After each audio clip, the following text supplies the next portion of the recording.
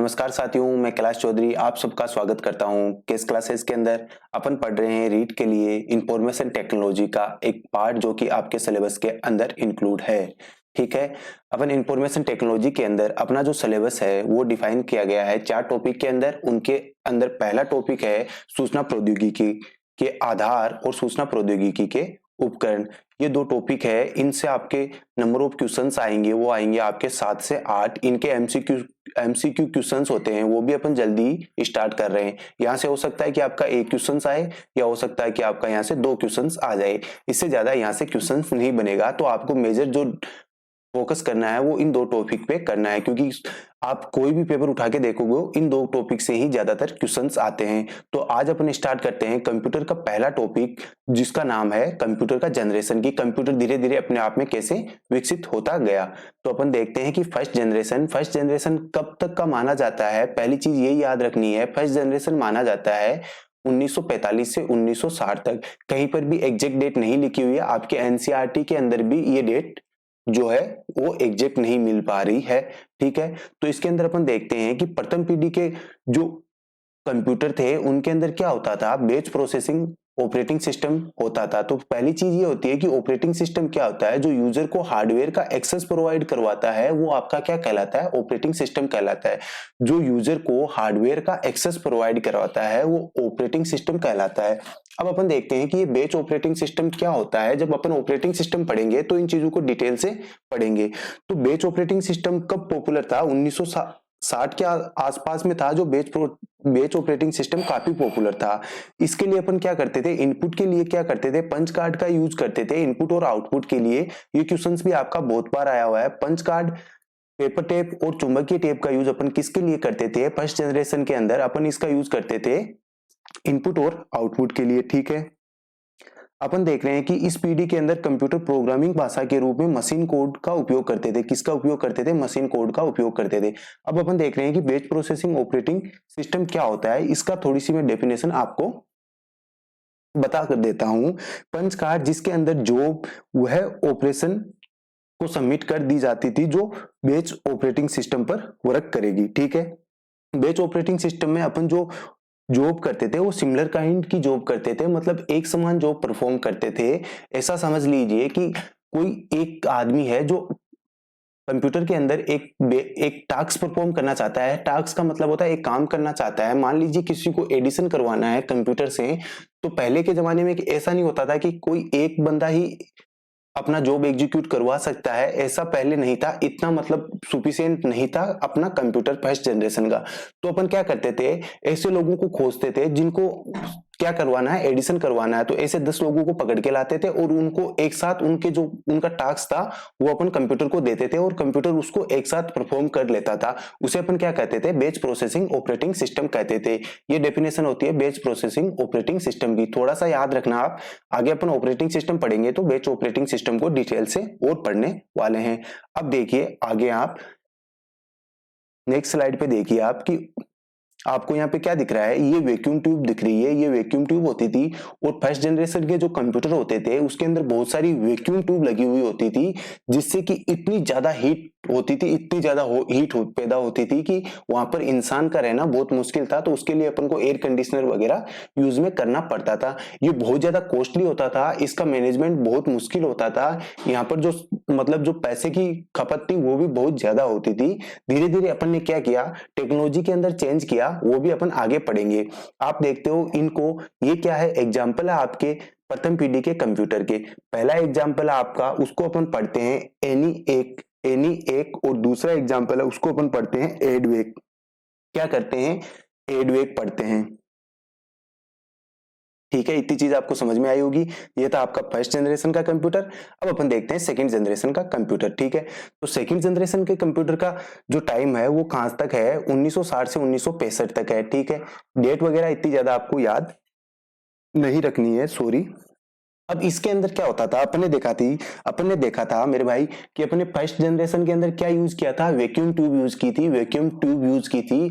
अब अपन क्या करेंगे, वैक्यूम ट्यूब की जगह ट्रांजिस्टर यूज करेंगे। क्या यूज करेंगे, ट्रांजिस्टर यूज करेंगे। जब अपन ट्रांजिस्टर यूज करेंगे तो अपना क्या होगा, जो अपने कंप्यूटर की साइज है वो क्या हो जाएगी, पहले से थोड़ी सी कम हो जाएगी। मान लीजिए पहले कंप्यूटर ऐसा था, तो अपने ट्रांजिस्टर का यूज किया तो अपने कंप्यूटर की साइज इतनी हो गई, तो इसे अपन क्या कहते हैं, सेकंड जनरेशन के कंप्यूटर कहते हैं। अब एक बार चीजें जो स्लाइड पे लिख रखी है उनको मैं आपके लिए पढ़ देता हूँ। In this generation transistor were used to were cheaper consumer, less power, more compact size, more reliable and faster than the first generation machine. कहने का मतलब ये है कि जब अपन ने वैक्यूम ट्यूब की जगह ट्रांजिस्टर को यूज किया तो उसकी क्या हुई, कंप्यूटर की साइज कम हो गई, कंप्यूटर और फास्ट हो गया, और मतलब जो उसकी पावर कंज्यूम है वो भी क्या हो गई, कम हो गई। ट्रांजिस्टर, आपने वैक्यूम ट्यूब देखी होगी, वो अपने बल्ब जैसी दिखती थी, तो मतलब पावर ज्यादा कंज्यूम कर रही थी। ट्रांजिस्टर क्या है, कम पावर कंज्यूम कर रहे हैं। ठीक है, अगला क्वेश्चन यही बनता है कि in this generation magnetic core were used to primary memory. Primary memory के लिए अपन क्या यूज करते थे, मैग्नेटिक कोर का यूज करते थे। कौन से जनरेशन के अंदर, सेकंड जनरेशन के अंदर। किसका यूज करते थे, मैग्नेटिक कोर का यूज करते थे। ये क्वेश्चंस आपका बनेगा। Magnetic tape and magnetic disk as a secondary storage device. Primary storage device कौन सी थी आपकी, मैग्नेटिक कोर थी। मैग्नेटिक टेप और मैग्नेटिक डिस्क आपकी क्या है, सेकेंडरी स्टोरेज डिवाइसेस है। इन दो लाइन को आप रट लेना, यहाँ से क्वेश्चंस आते हैं, और एक बार नहीं, आप कोई सा भी कंप्यूटर का एग्जाम उठा के देख लो, यहाँ से क्वेश्चंस मिलते हैं।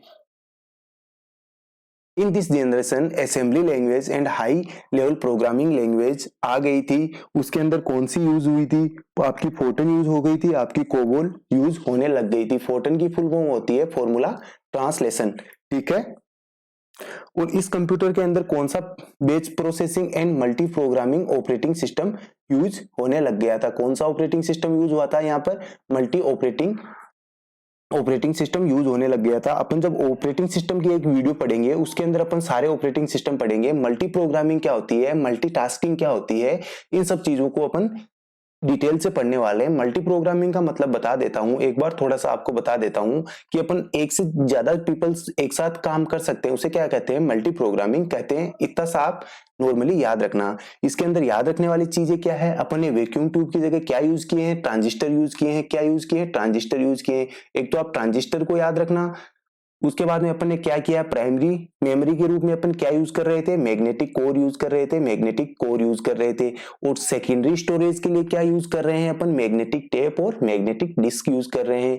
और अपन यहाँ पर क्या कर रहे हैं, high level programming language use कर रहे हैं। क्वेश्चंस डायरेक्टली ये भी बनता है कि कौन से कंप्यूटर के किस जनरेशन के अंदर अपन ने high level programming language use की थी, तो वो आपका आ जाता है सेकंड जनरेशन। ठीक है, ये 2-3 क्वेश्चंस यहाँ से बनते हैं, और यहाँ से क्वेश्चंस आपका 100% बनेगा रीट वालों के लिए। तो ये वीडियो बहुत इंपॉर्टेंट है आपके लिए। ठीक है, अब अपन देखते हैं, थोड़े से फीचर्स देख लेते हैं किसके, सेकंड जनरेशन के क्या क्या फीचर्स है, क्या क्या इसकी विशेषता है। अपन ने देखा कि अपन ने किसका यूज किया, ट्रांजिस्टर का यूज किया। ये क्या है, मोर रिलायबल है कंपैरिजन टू किसके, वैक्यूम ट्यूब के। ठीक है, साइज क्या हुई जब कम हो गई, अपने जब ट्रांजिस्टर यूज किए किसकी जगह, वैक्यूम ट्यूब की जगह। और क्या फायदा हुआ, generated less heat as compare to first generation. अपन ने देखा था कि वैक्यूम ट्यूब जब यूज की तो वहां पर बहुत ज्यादा हीट पैदा हो रही थी, लेकिन थोड़ी बहुत हीट कम पैदा हुई जब अपन ने ट्रांजिस्टर यूज किए, क्योंकि कंप्यूटर की साइज क्या हो गई, कम हो गई। उसके बाद में अपन ने देखा कि अब अगर कंप्यूटर की साइज कम है तो वो क्या होगा, तेज भी ज्यादा होगा। ये इसके थोड़े से मेन मेन फीचर्स थे। इससे क्या होता है, आपको चीजें ज्यादा याद रहती है। अब अपन देखते हैं इसके एग्जाम्पल वो कौन कौन से थे। तो इसके एग्जाम्पल्स अपन देखते हैं, तो पहला एग्जाम्पल आता है इसका IBM 1620। ठीक है, दूसरा आता है IBM 7094। तीसरा आता है CDC 1604। चौथा आता है CDC 3600। इनको आप याद कर लेना, इनका आप क्या कर लेना, रट्टा मार लेना। यहाँ से ही क्वेश्चंस बनते हैं, और एक क्वेश्चंस आपको इस वीडियो से आपके एग्जाम के अंदर मिल जाएगा। मेरे भाई यकीन रखना, मेरे पे इतना विश्वास रखना, मैंने कंप्यूटर का कंपटीशन भी फाइट कर रखा है और मुझे कंप्यूटर की अच्छी भली नॉलेज भी है। तो आप मेरी बात पे यकीन करो, तो आप इस वीडियो को देखना, और आप PPT चाहते हो तो आप कमेंट बॉक्स के अंदर अपना नाम लिख देना, मैं आपको मेल कर दूंगा, या फिर आप केस क्लासेस का टेलीग्राम चैनल ज्वाइन कर लेना, वहां पर भी आपको क्या मिल जाएगी, PPT मिल जाएगी। अब देखो, सेकंड जनरेशन के जो कंप्यूटर थे वो ऐसे दिखते थे। और देखो ये क्या है, ये मेरी वैक्यूम ट्यूब है, और वैक्यूम ट्यूब की जगह मैंने यहाँ पे क्या यूज किया है, ट्रांजिस्टर यूज किया है। किसी ने अगर ट्रांजिस्टर नहीं देखा है तो आज देख लीजिए, ट्रांजिस्टर आपका ऐसा दिखता है। ठीक है। जनरली सबने ट्रांजिस्टर देखा होगा, आपने कभी रेडियो वगैरह टीवी वगैरह खोल के देखा होगा तो आपको वहां पे बहुत सारी ट्रांजिस्टर और आईसीज आपको वहां पर दिखी होगी। अब अपन बात करते हैं तीसरे जनरेशन के कंप्यूटर के बारे में। अब तीसरे जनरेशन का काल कितना माना जाता है, 1965 से 1971 माना जाता है आपके तीसरे जनरेशन का काल। यहाँ से क्वेश्चंस ना के बराबर आएगा, थोड़ा सी आपके दिमाग में पिक्चर क्लियर करने के लिए मैं ये चीजें बता रहा हूँ। The computer of the third generation use A integrated circuit. ये क्वेश्चन पहला ये बनता है कि आईसी का यूज कौन सी जनरेशन, कंप्यूटर के कौन सी जनरेशन के अंदर हुआ था, तो आईसी का यूज कंप्यूटर की थर्ड जनरेशन के अंदर हुआ था। ठीक है, फर्स्ट जनरेशन के अंदर अपन ने देखा था, अपन ने क्या यूज किया था, वैक्यूम ट्यूब यूज किया था। सेकंड जनरेशन की अपन बात करें तो उसके अंदर अपन ने ट्रांजिस्टर यूज किया था, और थर्ड जनरेशन की अगर अपन बात करें तो वहां पर अपन क्या यूज कर रहे हैं, आईसी यूज कर रहे हैं, इंटीग्रेटेड सर्किट यूज कर रहे हैं। ठीक है, a single IC has many transistor, register and capacitor. एक जो आपकी आईसी होती है वो ट्रांजिस्टर, रजिस्टर और कैपेसिटर से मिलकर बनी होती है। मतलब बहुत सारे ट्रांजिस्टर को अपन कहां पर स्टोर कर सकते हैं, एक केवल सिंगल आईसी के अंदर यूज कर सकते हैं। अपन कहे जैक किबली को, तो वो कौन है, वो आपकी जो आईसी है उसके पितामह माने जाते हैं। इनको जब अपन एमसीक्यू क्वेश्चंस की सीरीज लेंगे तो इनको मैं याद आपको करवा दूंगा। ठीक है, this development made a computer smaller in the size, reliable and efficient. Computer की जो साइज के अंदर सबसे ज्यादा परिवर्तन देखा गया वो आपके कहां देखा गया, जब आपकी आईसी मार्केट के अंदर आ गई तो आपने देखा कि आपके कंप्यूटर की साइज बहुत कम हो गई। जहां पर आप लाखों वैक्यूम ट्यूब यूज कर रहे थे, लाखों ट्रांजिस्टर यूज कर रहे थे, अब उनकी जगह आप क्या कर रहे हो, 50-60 आईसीज यूज कर रहे हो, तो कंप्यूटर की साइज आप सोच सकते हो कि कितनी कम हो गई होगी। ठीक है, इस जनरेशन के अंदर अपन ने क्या यूज किया, रिमोट प्रोसेसिंग यूज किया, टाइम शेयरिंग यूज किया और मल्टी प्रोग्रामिंग ऑपरेटिंग सिस्टम को यूज किया। इन चीजों को अपन जब ऑपरेटिंग सिस्टम पढ़ेंगे तो डिटेल से और पढ़ेंगे। और अब अपन देखते हैं कि अपन ने हाई लेवल लैंग्वेज स्टार्ट कर दिए। यहाँ पर अपन ने फोर्टन सेकंड को, कोबोल को, पास्कल को, बेसिक और एल्गल लैंग्वेज को यहाँ पर यूज करना स्टार्ट कर दिया था। कहां पर, थर्ड जनरेशन के अंदर। अब अपन देखते हैं कि थर्ड जनरेशन के जो फीचर्स है वो क्या क्या हो सकते हैं। तो आप सोच सकते हो कि थर्ड जनरेशन के फीचर्स क्या हो सकते हैं। अपन देखते हैं कि एक तो कंप्यूटर की साइज कम हो गई, आईसी का यूज होने लग गया। ठीक है, आईसी का यूज हुआ तो ये क्या हो गया, मोर रिलायबल हो गया जनरेशन। और क्या हुआ, जब आईसी का यूज हुआ तो कंप्यूटर की साइज कम हुई, साइज कम हुई तो कंप्यूटर ने अपने आप ही क्या किया, हीट कम पैदा किया, और फिर वो फास्ट भी हो गया। फिर उसका मतलब जो मेंटेनेंस है वो भी इजी हो गया, लेकिन ये भी क्या हुआ, कॉस्टली हुआ, कंज्यूम लेस इलेक्ट्रिसिटी हो गई, सपोर्ट हाई लेवल लैंग्वेज को इजीली ये क्या करने लग गया, सपोर्ट करने लग गया। ठीक है, और एक चीज यहाँ पर आप देखोगे, यहाँ पर आपको कंप्यूटर के अंदर एसी की रिक्वायरमेंट भी नहीं होगी, मतलब एयर कंडीशनर की भी आपको जरूरत कम पड़ेगी कंपेरिजन टू फर्स्ट जनरेशन और सेकंड जनरेशन कंप्यूटर के रिगार्डिंग। ठीक है, अब अपन देखते हैं कि इनके जो थर्ड जनरेशन के जो कंप्यूटर थे वो कौन से थे, IBM 360, IBM 370, TDC 316, PDP। ठीक है, ये क्वेश्चंस आया हुआ है, पर्सनल डेटा प्रोसेसर PDP का क्वेश्चंस आया हुआ है कि PDP कौन से जनरेशन का कंप्यूटर है। और आपका हनीवेल 600 सीरीज, ये भी आपका क्वेश्चंस कंप्यूटर के अंदर पूछा गया है। ठीक है, तो हनीवेल और PDP आपको याद रखना है कि ये कौन से जनरेशन के एग्जाम्पल है, ये आपके थर्ड जनरेशन के एग्जाम्पल है। ठीक है, अब ये देखिए, आप थर्ड जनरेशन का कंप्यूटर देख लीजिए। ये देखो आपको आईसी की पिक्चर है वो दिख रही होगी, ऐसी होती है आपकी आईसी। ये आपका थर्ड जनरेशन का कंप्यूटर है। अब अपन बात करते हैं फोर्थ जनरेशन की। ठीक है, तो फोर्थ जनरेशन का टाइम पीरियड कितना रहा होगा, 1970 से 1980 रहा होगा। अब इसके अंदर क्या यूज हुआ है, इसके अंदर आईसी की जगह क्या यूज किया है अपन ने, very large scale integrated, VLSI। कहां पर यूज करते हैं अपन, VLSI यूज करते हैं फोर्थ जनरेशन के अंदर। और जब फिफ्थ जनरेशन की बात करेंगे तो वहां पर वी की जगह एक और नाम आ जाएगा, UVLSI, ultra very large scale integrated. ठीक है, तो अपन ने एक सीक्वेंस के अंदर देखा, तो अपन ने सबसे पहले क्या यूज किया, वैक्यूम ट्यूब यूज किया, वैक्यूम ट्यूब के बाद में अपने ट्रांजिस्टर यूज किया, ट्रांजिस्टर के बाद में अपन ने क्या यूज किया, आईसी यूज किया, और आईसी का ही आगे जमाना रहा। VLSI circuit having about 5000 transistor and other circuit element with their associated circuit on a single chip. ठीक है, made it possible to have a micro computer of a fourth generation. Fourth generation computer become a more powerful, compact, reliable and affordable. इसके अंदर कौन सी language use हुई, high level language use हुई, वो आपकी कौन सी हुई, सी और सी प्लस प्लस यूज हुई। ये क्वेश्चंस भी बहुत बार आया हुआ है कि सी सी प्लस लैंग्वेज वो पहली बार कहां पर यूज हुई, वो हुई आपको फोर्थ जनरेशन के अंदर। और इसी जनरेशन के अंदर अपन ने क्या यूज किया है, पर्सनल कंप्यूटर जिसे अपन पीसी के नाम से जानते हैं, वो अपन ने कहां पर यूज किया है, फोर्थ जनरेशन के अंदर ही यूज किया है। एक बार मैं फोर्थ जनरेशन को और आपको पढ़कर बता देता हूं। इस पीडी के कंप्यूटर में बड़े पैमाने पर एकीकृत very large scale integrated circuit VLSI प्रयुक्त हुई। इन परिपथों में 1 इंच की चौड़ाई भाग में लाखों ट्रांजिस्टर और अन्य इलेक्ट्रॉनिक सर्किट समाये होते हैं, अतः इन परिपथ को माइक्रोचिप कहा जाता है। क्या कहते हैं, माइक्रोचिप कहा जाते हैं। अब माइक्रोचिप का आविष्कार किसने किया, इंटेल कॉर्पोरेशन ने किया। अब इंटेल कॉर्पोरेशन ने पहली माइक्रोचिप तैयार की थी, वो आपकी कौन सी थी, इंटेल 4004। इंटेल 4004 क्या थी, आपकी फर्स्ट माइक्रो प्रोसेसर चिप थी। इसे छोटे से चिप को माइक्रो प्रोसेसर कहा जाने लगा। माइक्रो प्रोसेसर किसको कहा जाने लगा, इस चिप को ही धीरे धीरे अपन ने क्या कह दिया, माइक्रो प्रोसेसर कह दिया। अब माइक्रो प्रोसेसर के उपयोग से इस पीढ़ी के कंप्यूटर का आकार क्या हो गया, बहुत छोटा हो गया था। तब अपन को क्या हुआ, कंप्यूटर के बड़े बड़े कक्षा की आवश्यकता नहीं होती थी और अब टेबल पर रखे जाने वाले डेस्कटॉप या पर्सनल कंप्यूटर अपन क्या यूज करने लग गए थे, यहाँ पर यूज करने लग गए थे। ठीक है, आशा करता हूं कि अब चीजें आपको समझ में आई होगी। अपन ने पढ़ा था मेन फ्रेम कंप्यूटर तथा सुपर कंप्यूटर भी इसी के अंदर वर्गीकृत है। फोर्थ जनरेशन के अंदर ही आपके डेस्कटॉप, लैपटॉप और होम टॉप जैसे कंप्यूटर आ गए थे। अब अपन देखते हैं कि एक बार फोर्थ जनरेशन के और फीचर्स देख लेते हैं कि कौन कौन से फीचर्स थे फोर्थ जनरेशन की लैंग्वेज के। तो आपको समझ में आया होगा, फिर से यहाँ पर क्या हो रही है, साइज है जो आपकी कम हो रही है। अब साइज कम हो गई तो ये क्या हो गया, थोड़ा सा सस्ता हो गया, ये पोर्टेबल हो गया और रिलायबल हो गया। पोर्टेबल का मतलब होता है कि आप अपने कंप्यूटर या डेस्कटॉप को, लैपटॉप को एक स्थान से दूसरे स्थान पर इजीली ले जा सकते हैं। लेकिन फर्स्ट जनरेशन, सेकंड जनरेशन और थर्ड जनरेशन के कंप्यूटर्स के अंदर ऐसा नहीं हो रहा था। इसके अंदर यूज हो गया क्या, पीसी हो गया, जिसकी साइज बहुत कम थी। पाइपलाइन प्रोसेसिंग भी कहां पर हुई, ये यहाँ पर ही पॉसिबल हुई। पाइपलाइन क्या कंसेप्ट है, आपके सीओए का कंसेप्ट होता है। सीओए आपके सिलेबस में नहीं है, कंप्यूटर ऑर्गेनाइजेशन बोलते हैं इसको। Concept of internet was introduced, आपके फोर्थ जनरेशन के अंदर ही आपके इंटरनेट का जन्म हुआ था। ठीक है, great development in the field of network, network के अंदर भी बहुत ज्यादा डेवलपमेंट कौन से जनरेशन के अंदर हुआ है, फोर्थ जनरेशन के अंदर हुआ है। तो आशा करता हूं कि फोर्थ जनरेशन आपको समझ में आया होगा। ये इसके एग्जाम्पल है।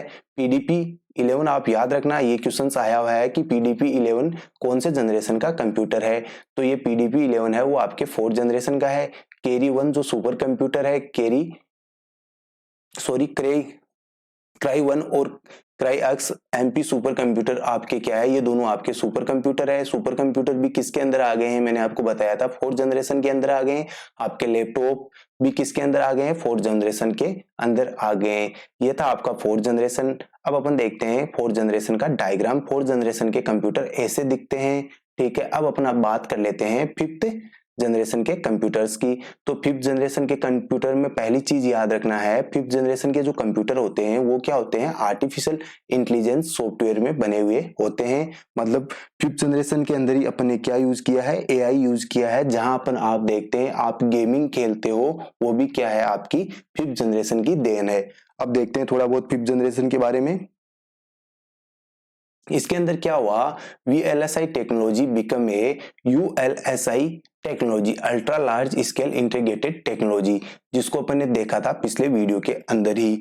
AI is an emerging branch in the computer science which interprets the means and method of making a computer think like a human being। AI का मतलब क्या होता है कि जो अपन आर्टिफिशियल इंटेलिजेंस के अंदर ऐसे रोबोट्स बनाते हैं जो इंसान की तरह क्या कर सकता है, सोच सकता है, समझ सकता है। यहाँ पर अपने कौन सी लैंग्वेज यूज की है, हाई लेवल लैंग्वेज यूज की है। C++, जावा, .NET आदि कौन सी लैंग्वेजेज है जो अपन कहाँ यूज करते हैं, फिफ्थ जनरेशन के अंदर यूज करते हैं। ठीक है। अब अपन थोड़े से फीचर्स देख लेते हैं कौन किसके, फिफ्थ जनरेशन के। तो फिफ्थ जनरेशन के अंदर अपन ने देखा था, अपन ने क्या यूज किया है, VLSI टेक्नोलॉजी यूज की है। Development of true artificial intelligence अपन ने कहाँ यूज की है, फिफ्थ जनरेशन के अंदर की है। नेचुरल लैंग्वेज प्रोसेसिंग, ये इंपॉर्टेंट टर्म है, इसका क्वेश्चंस आया हुआ है, इसका क्वेश्चंस कई बार फुल फॉर्म से भी पूछा गया है, किसका, नेचुरल लैंग्वेज प्रोसेसिंग का। ठीक है। Advance in the parallel processing किया है। Advancement in the superconductor technology है। More user friendly interface with the multimedia feature available of very powerful and compact computer at a cheaper rate. मतलब बहुत ज्यादा compatible computer मिले हैं, और वो भी किस पे, बहुत सस्ती रेट पे।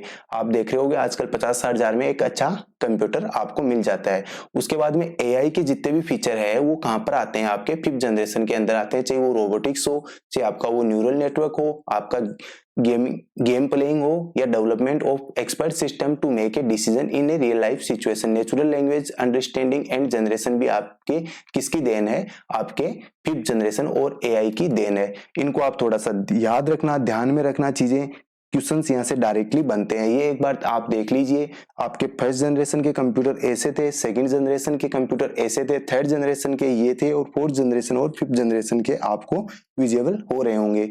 अब अपन एक कंपैरेटिव स्टडी कर लेते हैं इन कि अपन ने देखा था फर्स्ट जनरेशन का जो टाइम था वो कितना था, ये था, ये आपके फर्स्ट जनरेशन का टाइम था। और इसके अंदर अपन ने क्या यूज किया था, इसके अंदर अपन ने यूज किया था किसका, वैक्यूम ट्यूब का यूज किया था। तो ये देखो मैंने लिख रखा है वैक्यूम ट्यूब। इसकी मेमोरी कैपेसिटी कितनी होती थी, मात्र 20 KB। आजकल आपको पता है 20 KB का कोई यूज नहीं रहा है। प्रोसेसिंग स्पीड थी, इसको आप याद मत रखना। लैंग्वेज को आप याद रखना, कौन सी लैंग्वेज है, मशीन लैंग्वेज इसके अंदर यूज होती है। आपको मैंने दो इसके एग्जाम्पल बताए थे, आपको याद होंगे, वो एग्जाम्पल का क्या नाम था, एनी एक और एडवेक। एनी एक और एडवेक आपके क्या थे, दो एग्जाम्पल थे फर्स्ट जनरेशन के।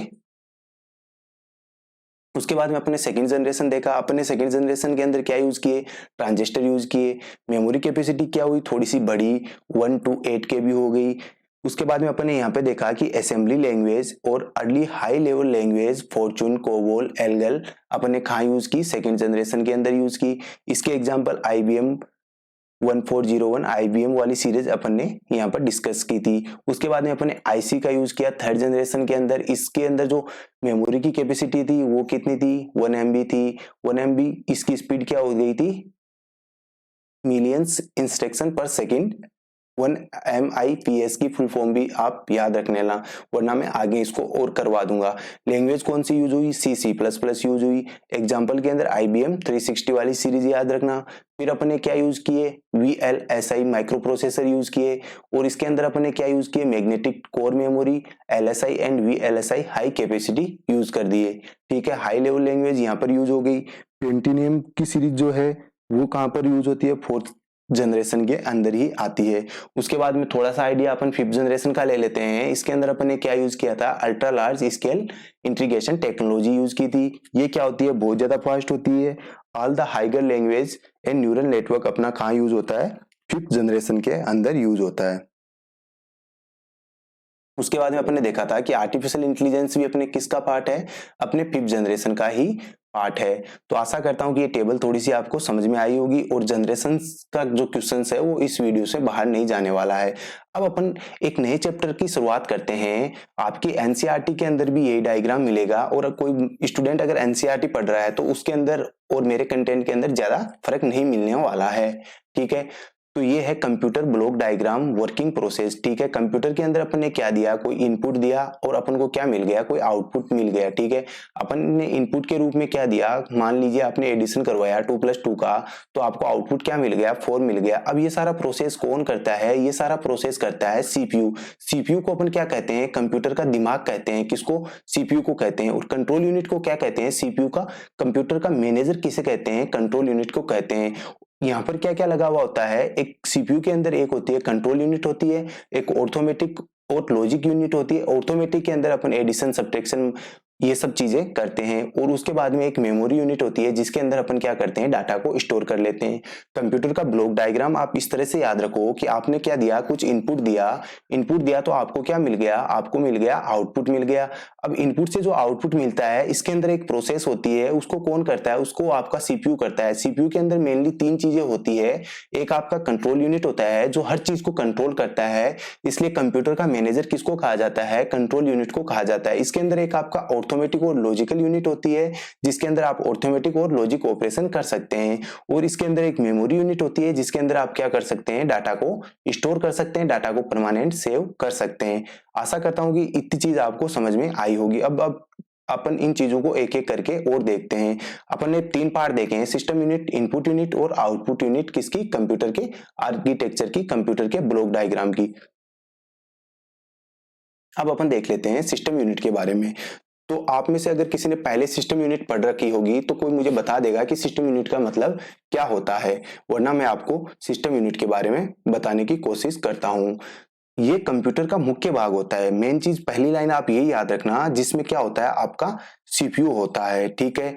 सिस्टम यूनिट एक बॉक्स होता है जिसमें सीपीयू के अलावा कंप्यूटर की कई अन्य युक्तियां तथा परिपथ लगे हुए होते हैं, जो एक मुख्य परिपथ बोर्ड या मदरबोर्ड पर संयोजित होते हैं। मदरबोर्ड के ऊपर क्या होता है, आपका सीपीयू लगा हुआ होता है, और वो किसके पार्ट के अंदर आता है, आपके सिस्टम यूनिट के पार्ट के अंदर आता है। सिस्टम यूनिट के अंदर आपकी क्या होती है, कंट्रोल यूनिट होती है, और अपन कंट्रोल यूनिट को क्या कहते हैं, कंप्यूटर का मैनेजर कहते हैं। मैंने शायद सिस्टम यूनिट को बताया है, लेकिन सिस्टम यूनिट को अपन क्या नहीं कहते, मैनेजर नहीं कहते हैं। इस चीज का आप थोड़ा सा ध्यान रखना।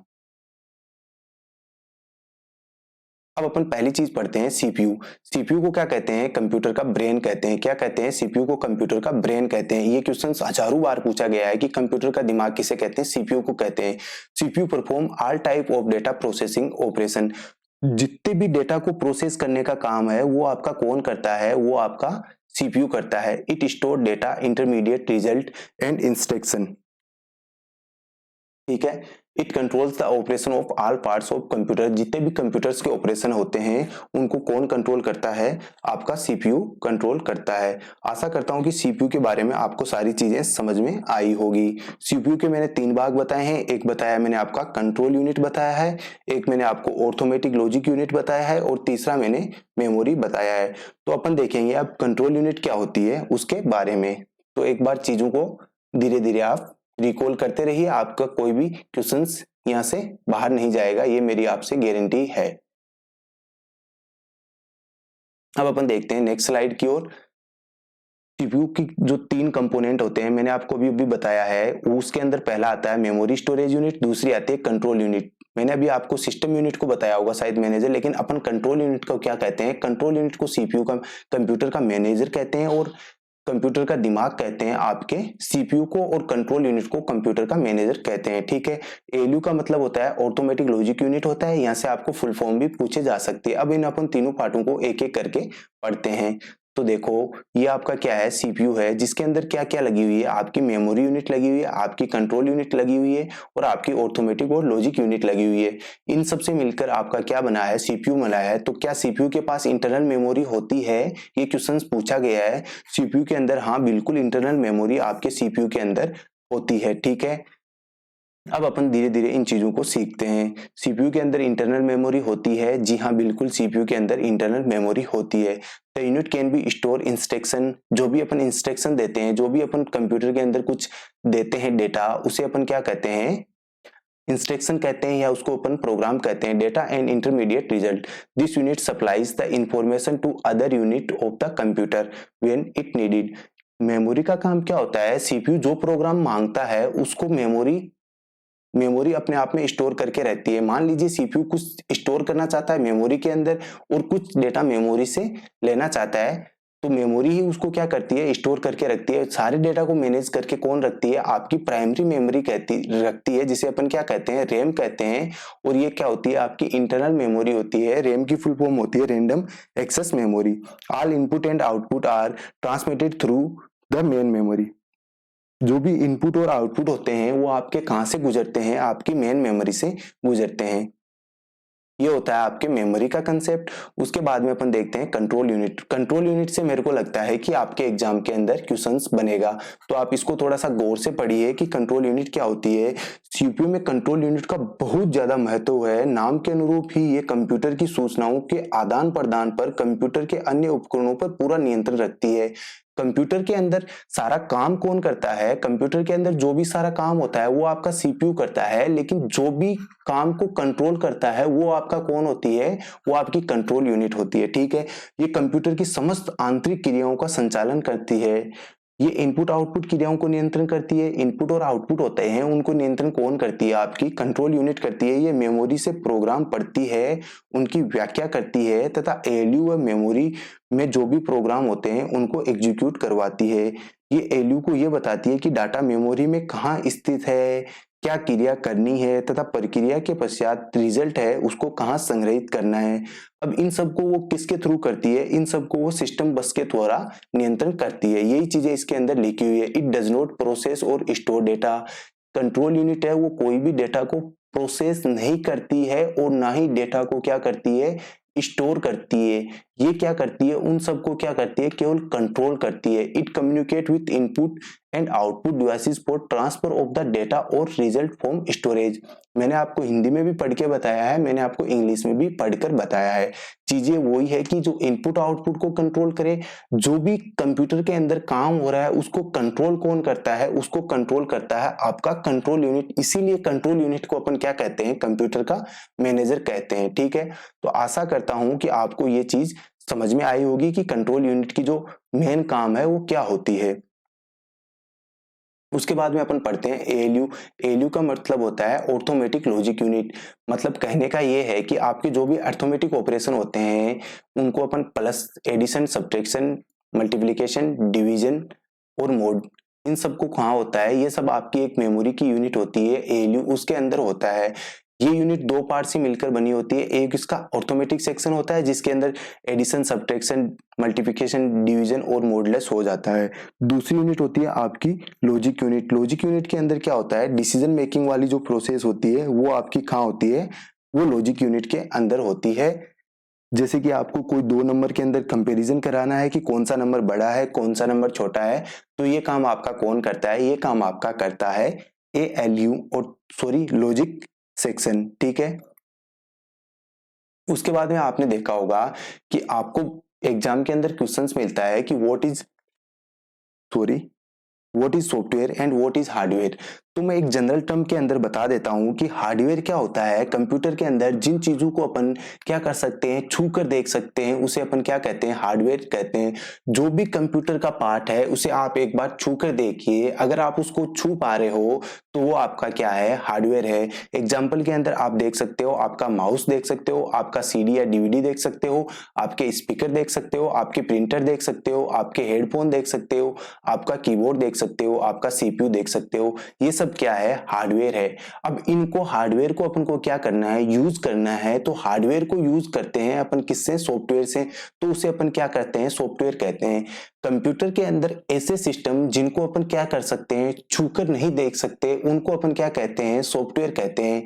जिनको अपन छूकर नहीं देख सकते उनको अपन सॉफ्टवेयर कहते हैं। क्या कभी ने गूगल को किसी ने छूकर देखा है? क्या किसी ने माइक्रोसॉफ्ट ऑफिस को छूकर देखा है? क्या किसी ने गूगल क्रोम को छूकर देखा है? क्या किसी ने ओपेरा को छूकर देखा है? क्या किसी ने मोजिला को छूकर देखा है? क्या किसी ने जीमेल को छूकर देखा है? ये सब आपके क्या है? सॉफ्टवेयर है। तो सॉफ्टवेयर और हार्डवेयर की डेफिनेशन क्या होती है? हार्डवेयर वो डिवाइसेस होती है जिनको आप छूकर देख सकते हो और सॉफ्टवेयर वो डिवाइसेस होती है जिनको आप छूकर नहीं देख सकते। सॉफ्टवेयर को क्या कहते हैं अपन? एक प्रोग्राम कहते हैं, एक सेट ऑफ इंस्ट्रक्शन भी अपन कहते हैं।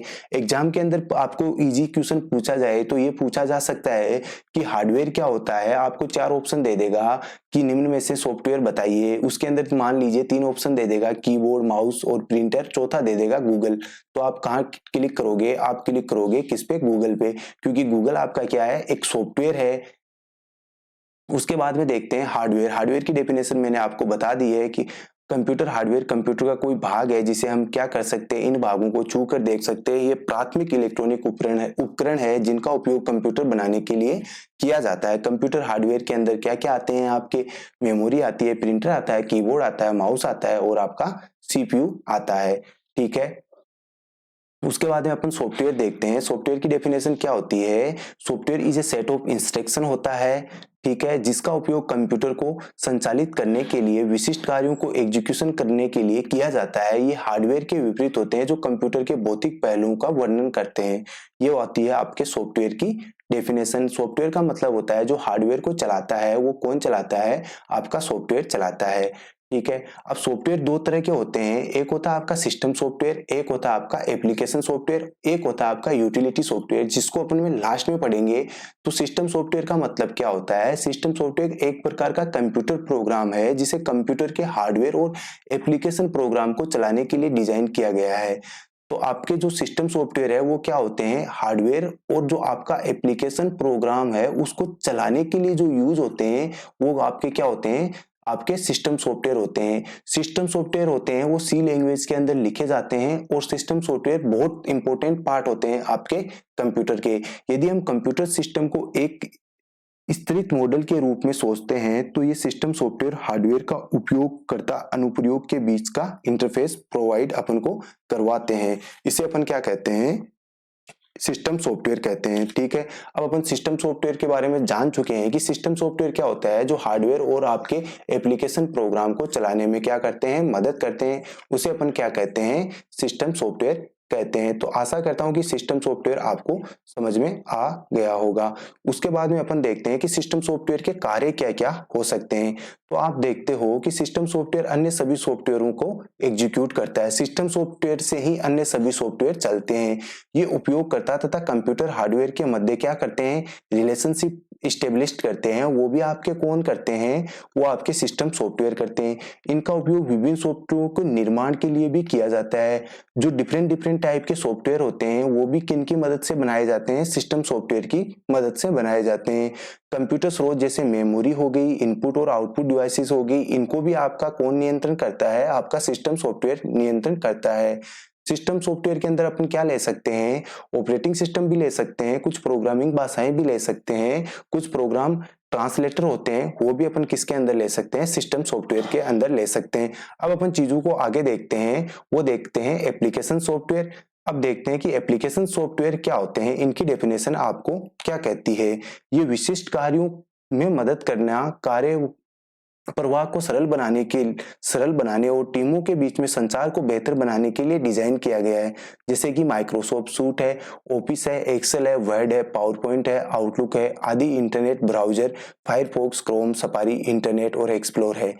कुछ स्पेसिफिक टास्क के लिए जो बनाए जाते हैं उसे अपन क्या कहते हैं? एप्लीकेशन सॉफ्टवेयर कहते हैं। जैसे आपने देखा होगी बहुत सारी एप्लीकेशंस होती है जिन पर अपन पर्टिकुलर काम ही कर सकते हैं। सपोज कीजिए आप कोई एप्लीकेशन यूज कर रहे हैं जिसके अंदर आपको कृषि से रिगार्डिंग इंफॉर्मेशन मिल रही है, तो उसके अंदर आपको क्या मिल रही है? कृषि से रिगार्डिंग इंफॉर्मेशन मिल रही है। एक दूसरी एप्लीकेशन है जिसके अंदर आप क्या कर रहे हैं? वाहन, मोटर व्हीकल की आप जानकारी प्राप्त कर रहे हैं, तो वो भी क्या है? आपका एक स्पेशल सॉफ्टवेयर है। उसी तरह से आप देख रहे हैं कि Microsoft Office, Microsoft Excel, Word, PowerPoint, ये सब क्या है? आपके एप्लीकेशन सॉफ्टवेयर है। जैसे कि आउटलुक हो गया, इंटरनेट के जितने भी ब्राउजर है जैसे कि मोजिला, फायरफॉक्स, ओपेरा वगैरह सब क्या है? आपके सफारी, ये क्या है? आपके एप्लीकेशन सॉफ्टवेयर है। यहां से क्वेश्चंस क्या बनता है कि आपको चार चार ऑप्शन दे देगा और पूछेगा कि निम्न में से कौन सा एप्लीकेशन सॉफ्टवेयर है या कौन सा सिस्टम सॉफ्टवेयर है। तीन आपको एप्लीकेशन सॉफ्टवेयर दे देगा और एक आपको सिस्टम सॉफ्टवेयर दे देगा, तो इनके नाम आपको जरूर याद रखने हैं। उसके बाद में अपन देखते हैं कंप्यूटर लैंग्वेज। तो कंप्यूटर लैंग्वेज का मतलब क्या होता है? जैसे कि मैं आपसे बात कर रहा हूं, आप मेरे से बात कर रहे हैं, तो ये क्या है? एक लैंग्वेज के थ्रू ही पॉसिबल हो पा रहा है। बिना लैंग्वेज कोई भी व्यक्ति बात नहीं कर सकता। भाषा का अर्थ होता है अपनी बातों को दूसरे को सही तरीके से समझाने का माध्यम। कंप्यूटर से कार्य करने के लिए जिस भाषा का उपयोग किया जाता है वो यूजर भाषा या कंप्यूटर भाषा कहलाती है, ठीक है। कंप्यूटर मशीन जिस भाषा को समझती है उसे बाइनरी या मशीन भाषा कहते हैं।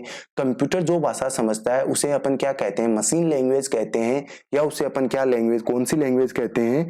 बाइनरी लैंग्वेज कहते हैं। बाइनरी का मतलब होता है 0 और 1। जो कंप्यूटर लैंग्वेज समझता है उसे अपन क्या कहते हैं? मशीन लैंग्वेज कहते हैं, या उसे अपन क्या कहते हैं? बाइनरी लैंग्वेज कहते हैं। अतः कंप्यूटर में यदि कोई कार्य संपन्न करना है तो मशीन में सूचनाएं देनी होती है। यूजर भाषा को मशीन भाषा में बदलने के लिए जिस सॉफ्टवेयर की आवश्यकता होती है उसे अपन क्या कहते हैं? ट्रांसलेटर कहते हैं। इंपॉर्टेंट लाइन है, अंडरलाइन कर लीजिए। यूजर भाषा को मशीन भाषा में बदलने के लिए जिस सॉफ्टवेयर की आवश्यकता होती है उसे अपन क्या कहते हैं, ट्रांसलेटर कहते हैं। ये मशीन भाषा को यूजर भाषा में भी बदलने का कार्य करता है। कंप्यूटर की भाषाएं मुख्यतः 3 भागों में बांटी गई है। उनको अपन अब देखते हैं कि वो 3 भाग कौन से हैं। पहली आती है आपकी मशीन लैंग्वेज और लो लेवल लैंग्वेज, ठीक है। अब इसको अपन डिटेल से पढ़ेंगे, उसके बाद में अपन पढ़ेंगे असेंबली लैंग्वेज, जिसे अपन क्या कहते हैं, मिड लेवल लैंग्वेज भी कहते हैं। तीसरी अपन पढ़ेंगे हाई लेवल लैंग्वेज। अब इन तीनों को पढ़ते हैं। सबसे पहले अपन पढ़ते हैं मशीन लैंग्वेज क्या होती है और इसे क्यों लो लेवल लैंग्वेज कहते हैं। तो मशीन भाषा कंप्यूटर की वह भाषा होती है, इसे कंप्यूटर समझता है। इसे अपन बाइनरी भाषा 0-1 भी कहते हैं। जिसको कंप्यूटर समझता है उसको अपन क्या कहते हैं, बाइनरी भाषा या उसे 0-1 भाषा भी कहते हैं। इस भाषा के द्वारा मशीन से सीधा संपर्क होता है, इसलिए इसे अपन क्या कह सकते हैं, मशीन भाषा भी कह सकते हैं। जिससे कंप्यूटर का सीधा संपर्क हो उसे क्या कहते हैं, मशीन लैंग्वेज कहते हैं। इन भाषा में कार्य करना कठिन होता है क्योंकि 0-1 में कंप्यूटर को बार बार समझाने की प्रक्रिया बहुत ज्यादा जटिल होती है। मशीन भाषा में दिए गए निर्देश तीव्र गति से कार्य करते हैं क्योंकि इसमें कोई भी ट्रांसलेटर सॉफ्टवेयर की आवश्यकता नहीं होती है। पॉइंट विल बी नोटेड, कौन सी लैंग्वेज होती है, कौन सी मशीन लैंग्वेज के अंदर क्या होता है, कोई भी ट्रांसलेटर सॉफ्टवेयर नहीं होता है, ठीक है। अपन जब हाई लेवल लैंग्वेज की बात करेंगे तो उसके अंदर क्या आएगा, आपका एक ट्रांसलेटर आएगा। लेकिन मशीन लैंग्वेज के अंदर होता है कोई ट्रांसलेटर नहीं यूज होता है। उदाहरण के लिए यदि हम कीबोर्ड से टाइप करते हैं ए, तो पहले वो ए को क्या करेगा, मशीन लैंग्वेज के अंदर कन्वर्ट करेगा, उसके बाद में वापिस अपन को ए ही प्रिंट करवा के दे देगा, ठीक है। अब अपन देखते हैं मिड लेवल लैंग्वेज या फिर असेंबली लेवल लैंग्वेज, ठीक है। मशीन भाषा की कमियों को दूर करने के लिए अपन ने क्या डेवलप की, असेंबली भाषा का डेवलपमेंट किया, ठीक है। इसमें बाइनरी भाषा 0-1 के स्थान पर अपन ने क्या यूज किया, सांकेतिक भाषा या न्यूमोनिक कोड का यूज किया। तो ये न्यूमोनिक कोड का यूज किया है अपन ने किसकी जगह, मशीन लैंग्वेज की जगह, ठीक है। इस कोड को मशीन भाषा में बदलने के लिए अपन ने क्या यूज किया है, असेंबलर यूज किया है। किसको बदलने के लिए, अपन ने न्यूमेरिक कोड का यूज किया है मशीन लैंग्वेज की जगह। और इसको अपन बाद में चेंज किसकी मदद से करते हैं, असेंबलर की मदद से करते हैं। असेंबलर क्या करता है, असेंबली लैंग्वेज को मशीन भाषा में कन्वर्ट कर देता है। ये इस भाषा के कार्य करना मशीन भाषा की अपेक्षा सरल होता है। इनमें प्रोग्राम को पहले मशीन भाषा में बदला जाता था जिससे इनकी गति मशीन लैंग्वेज से कम होती थी। संयोजक भाषा में प्रोग्राम लिखने के लिए मशीन को हार्डवेयर की जानकारी होना आवश्यक है। अगर आप कौन सी लैंग्वेज लिख रहे हो, असेंबली लैंग्वेज लिख रहे हो और उसके अंदर आप न्यूमोनिक कोड लिख रहे हो, तो आपको क्या होनी चाहिए, पहले आपको हार्डवेयर की रिक्वायरमेंट होनी, हार्डवेयर की जो अंडरस्टैंडिंग होती है, हार्डवेयर के बारे में आपको नॉलेज होना चाहिए। उसके बाद में आप न्यूमोनिक कोड लिख सकते हो। न्यूमोनिक कोड लिखना आसान है, किसके बजाय, कंपैरिजन किससे करते हैं अपन, इजी है, किससे, मशीन कोड है उसको लिखने से इजी है आपका न्यूमेरिक कोड। लेकिन न्यूमेरिक कोड भी बहुत ज्यादा टफ है, इसलिए अपन को जरूरत पड़ गई किसकी, हाई लेवल लैंग्वेज की। अब देखते हैं कि हाई लेवल लैंग्वेज क्या होती है। अपनी इंग्लिश लैंग्वेज जैसी होती है जिसको यूजर इजीली समझ सकता है। कोई भी प्रॉब्लम आए तो उसको यूजर इजीली समझ के कन्वर्ट कर सकता है। जैसे कि अपन ऊप्स के कंसेप्ट पढ़ेंगे तो ऊप्स के कंसेप्ट के अंदर क्या है, सारी जो प्रोग्रामिंग है वो कौन सी लैंग्वेज के अंदर होती है, इंग्लिश लैंग्वेज के अंदर होती है। असेंबली लैंग्वेज की कमियों को दूर करने के लिए अपन ने क्या यूज किया, हाई लेवल लैंग्वेज यूज किया। और ऐसे मशीन लैंग्वेज की कमियों को दूर करने के लिए अपन ने क्या यूज किया था, असेंबली लैंग्वेज यूज की थी।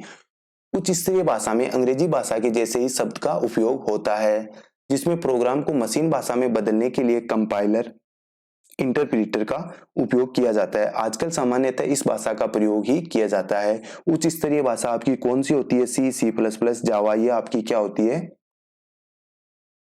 उच्च स्तरीय भाषाएं होती है। अब अपन देखते हैं, इतनी देर से अपन नाम सुन रहे हैं लैंग्वेज ट्रांसलेटर। लैंग्वेज ट्रांसलेटर, ये लैंग्वेज ट्रांसलेटर होते क्या है, कंपाइलर, इंटरप्रीटर, असेंबलर, इनका नाम अभी अपन ने पढ़ा कि आखिरकार ये अब है क्या, उनके बारे में अपन थोड़ा सा पढ़ लेते हैं। ये ऐसे प्रोग्राम है जो एक भाषा में निर्देश स्वीकार कर अन्य भाषा में उसको क्या कर देते हैं, परिवर्तित कर देते हैं। कंपाइलर, इंटरप्रीटर, असेंबलर भाषा संसाधक का उदाहरण है।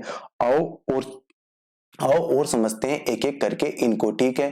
क्या कहने का क्या मतलब है, ऐसे प्रोग्राम जो एक भाषा में निर्देश को लेते हैं और किसी अन्य भाषा में उसको चेंज करके देते हैं। जैसे मैंने यहाँ पर लिखा 111 और यहाँ पर मैंने क्या लगा दिया, असेंबलर लगा दिया।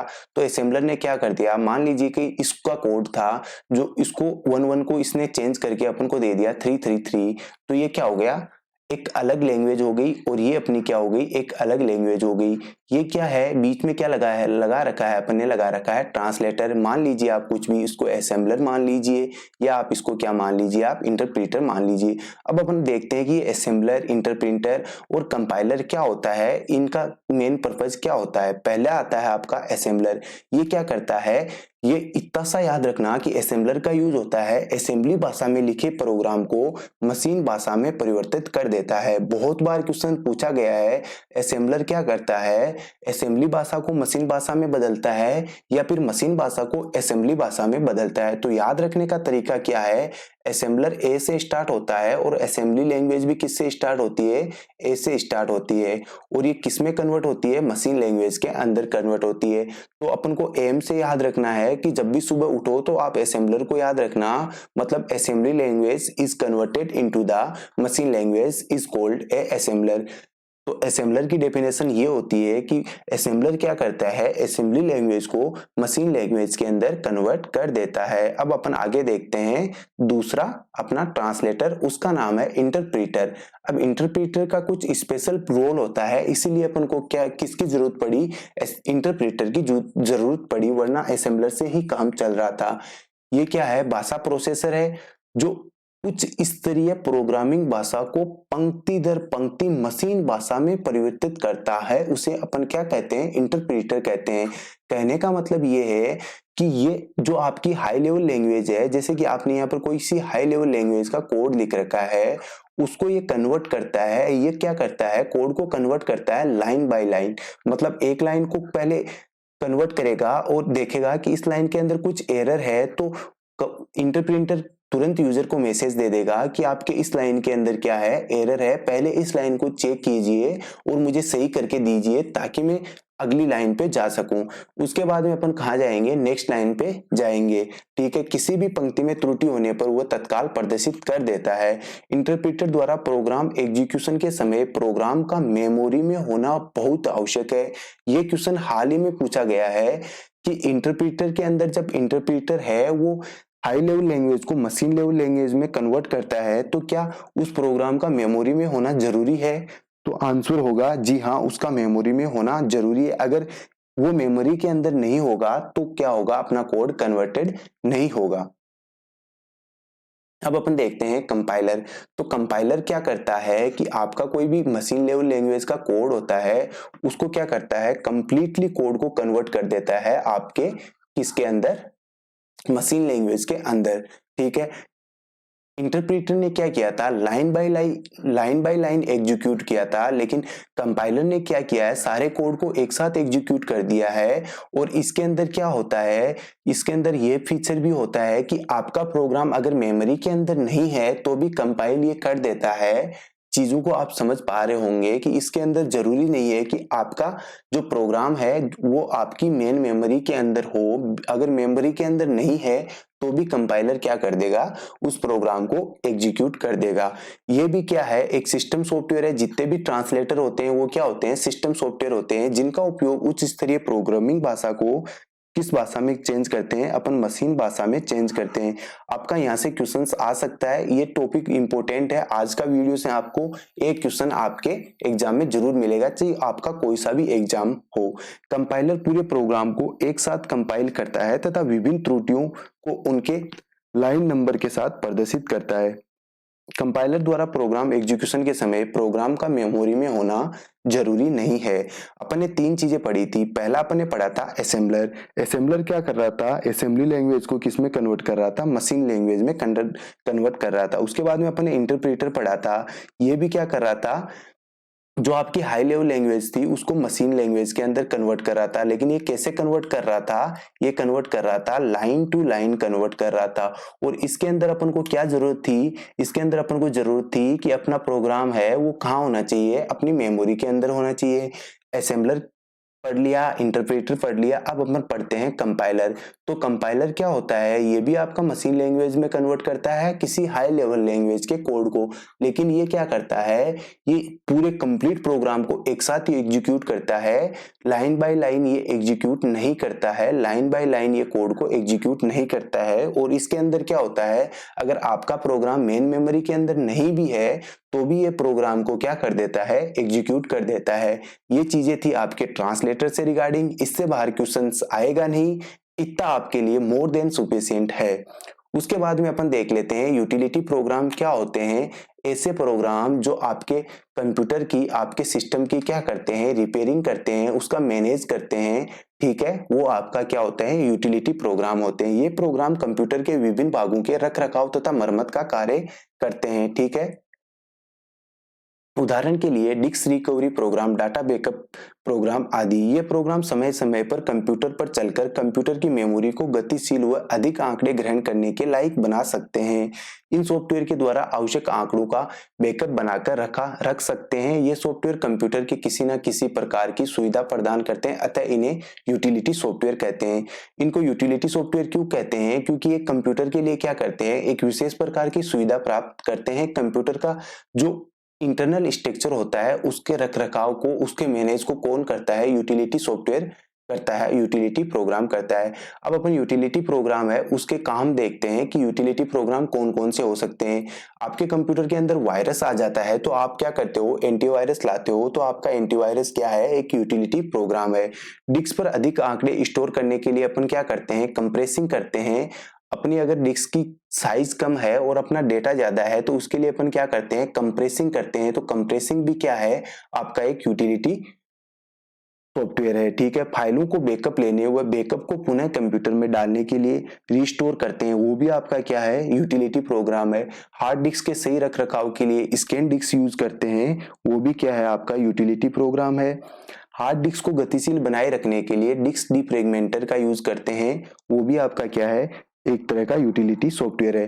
तो यूटिलिटी सॉफ्टवेयर बहुत इंपॉर्टेंट है, यहाँ से क्वेश्चंस आपका बन सकता है। आशा करता हूं कि इस वीडियो से आपका एक क्वेश्चन जरूर बनेगा। रीट के एग्जाम की जो भी तैयारी कर रहे हैं, यहाँ से क्वेश्चंस बाहर नहीं जाएंगे, इतना आप मुझ पे थोड़ा सा विश्वास जताइए, ठीक है। आप सभी का धन्यवाद इतनी देर आप मेरे को सुनने के लिए। अपन ने आज क्या क्या पढ़ा, अपन ने आज पढ़ा कि कंप्यूटर के जो जनरेशन होते हैं वो first generation, second generation, third, fourth, fifth generation के बारे में अपन ने देखा।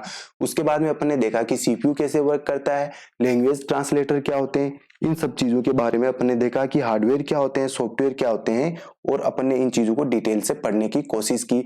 आशा करते हूँ कि अगर आप मेरे वीडियो को कंटिन्यूसली सुन भी रहे हो तो आपको सारी चीजें अवश्य क्लियर हो जाएगी, ठीक है। इसी के साथ मैं आज की वीडियो को समाप्त करता हूँ। Thank you.